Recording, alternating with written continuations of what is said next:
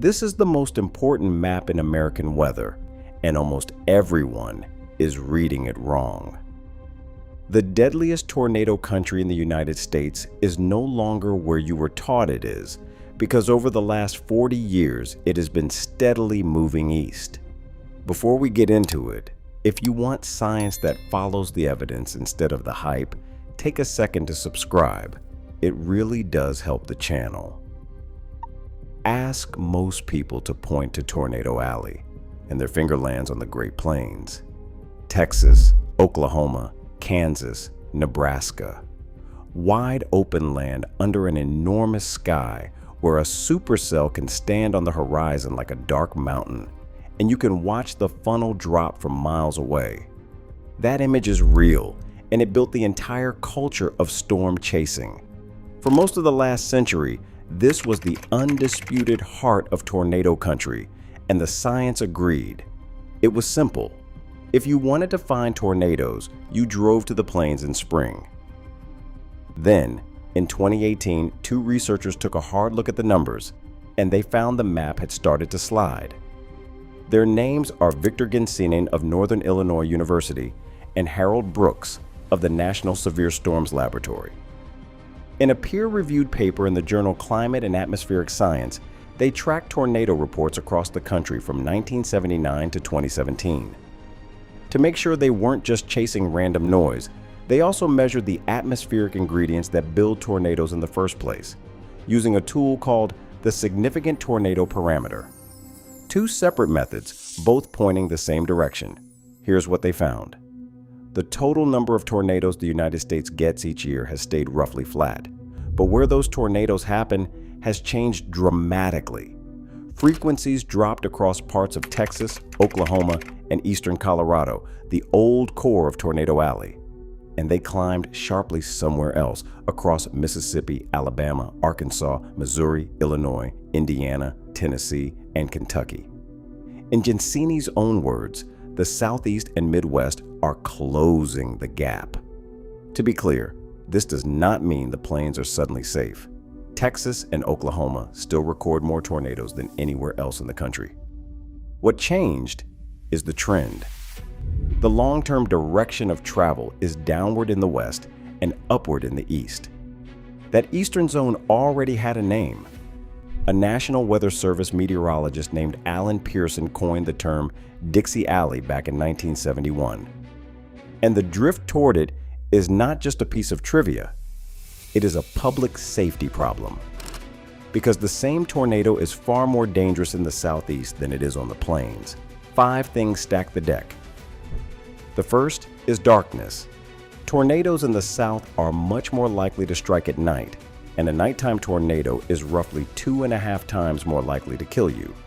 That figure comes from research led by the scientist Walker Ashley, and the reason behind it is brutally simple. People are asleep. They never hear the warning, and if they do, they're trying to reach shelter in the pitch dark. In Tennessee, close to half of all tornadoes happen after the sun goes down. You don't have to look far for proof. In March of 2020, a cluster of tornadoes tore through Tennessee in the middle of the night and killed 25 people before most of them ever woke up. The second is rain. The storms that form in the south feed on deep, warm moisture pulled straight off the Gulf of Mexico, and that produces supercells so heavy with rain that the tornado hides inside them. From the ground, it doesn't look like a funnel at all. It looks like a gray wall of water, right up until it is on top of you. The third is the land itself. On the plains, you can see a tornado coming across flat, open ground. In the southeast, the country is full of rolling hills and thick forest, so the tornado stays hidden, and the trained spotters who track these storms lose their line of sight too. The fourth is speed. In the cooler months, a stronger jet stream drives these storms forward, and a southern tornado can move faster than 50 miles an hour. That leaves forecasters and families with far less time to act. And the fifth is housing. The South has the highest share of manufactured and mobile homes anywhere in the country, and the odds of dying in one during a tornado are 15 to 20 times higher than in a permanent house.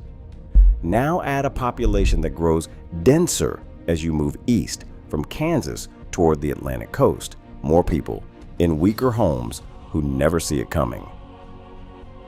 And these are not weak storms. Between 1950 and 2006, Alabama tied Kansas for the most EF5 tornadoes of any state in the country. If you want to see the whole deadly combination at its absolute worst, look at the final week of April 2011. Over 4 days, the United States was struck by the largest tornado outbreak ever recorded. More than 360 tornadoes touched down, and 4 of them reached EF5, the very top of the scale, with winds above 200 miles an hour. This did not unfold in the open plains. It tore through the heart of Dixie Alley across Alabama, Mississippi, Tennessee, and Georgia. April 27th alone became the deadliest single day for tornadoes in the United States since 1925. One long track EF5 stayed on the ground for 132 miles. Another tornado, an EF4 more than a mile wide, was broadcast live on television as it ground through Tuscaloosa and Birmingham, killing 65 people. When it was finally over, 324 people had been killed by tornadoes. More than 3,000 were injured, and the damage reached about $10 billion. The single worst tornado disaster in modern American history did not hit the place on the old map. It hit the place the map was moving toward. So the pattern is clear. The question hanging over all of it is why, and this is exactly where an honest channel has to slow down. The truth is that scientists have not settled the cause. Gensini has been blunt about it. He says there is clearly a climate signal in the data, but what is driving that signal is still an open question. It could be natural cycles in the oceans, slow swings in the Pacific, and the Atlantic that nudge storm tracks around over decades. It could be human-driven warming, shifting where the moisture and the instability come together. It could be both at once. More recent research has added 2 more twists. Tornado activity is becoming more concentrated, packing into fewer but more violent days. And the season itself is stretching, with more tornadoes showing up in the fall and winter than we used to see. It is even possible that part of this shift could ease back again in the decades ahead. That uncertainty is not a hole in the story. It is the story. This science is being written right now, in real time, on the ground. But the part we can already state with confidence should change the way you think about risk. The classic map, with Tornado Alley sitting squarely over the plains, is a snapshot of the past. The real danger has been drifting east into the dark, hidden inside rain, over communities that are more crowded and less protected than the open country ever was. The smartest thing any of us can do is stop trusting the old picture and start watching where the evidence actually points, because the map is still moving, and the next place it points to might be a lot closer to home than you think.